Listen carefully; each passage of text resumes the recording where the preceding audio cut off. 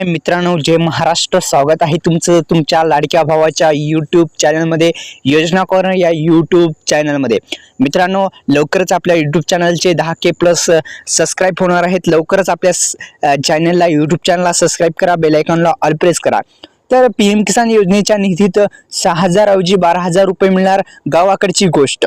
एकंदरीत PM किसान योजनेच्या माध्यमातून देण्यात येणाऱ्या हप्त्यामध्ये वाढ नेमकी किती पैसे मिळणार आहेत? वार्षिक 6,000 रुपये, 12,000 रुपये अशा मोठ्या प्रमाणात जे कमेंट आपल्या यूट्यूब चॅनलला येत आहेत, त्यामुळेच आपण हा व्हिडिओ बनवत आहे. तर एकंदरीत सविस्तर माहिती आपण जाणून घेऊ.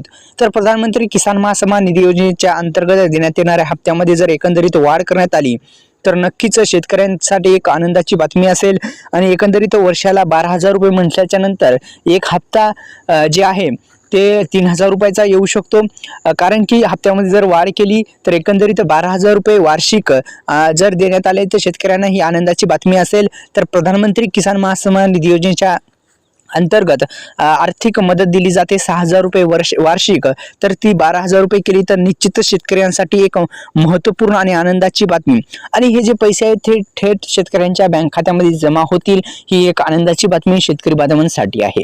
कारण की मित्रांनो, थेट PM किसान योजनेचा हा हप्ता जो आहे ते आधार संलग्न बँकेमध्येच येत असतो. थेट पैसे जमा होत असतात आधार संलग्न बँकेमध्ये. तर एकंदरीत लोकसभेतही याबाबत प्रश्न उपस्थित करण्यात आलेला आहे आणि त्यावर कृषी मंत्रालयाने स्पष्टीकरण दिलेलं आहे.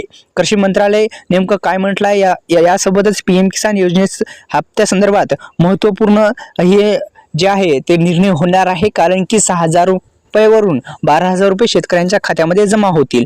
एकंदरीत 12,000 रुपये जमा होण्याची दाट शक्यता आहे. हप्त्यामध्ये वाढ होण्याची दाट शक्यता आहे. आपल्या यूट्यूब चॅनलला सबस्क्राईब केल्यानंतर डिस्क्रिप्शन बॉक्समध्ये दिलेल्या लिंकला नक्की व्हिजिट करा. धन्यवाद.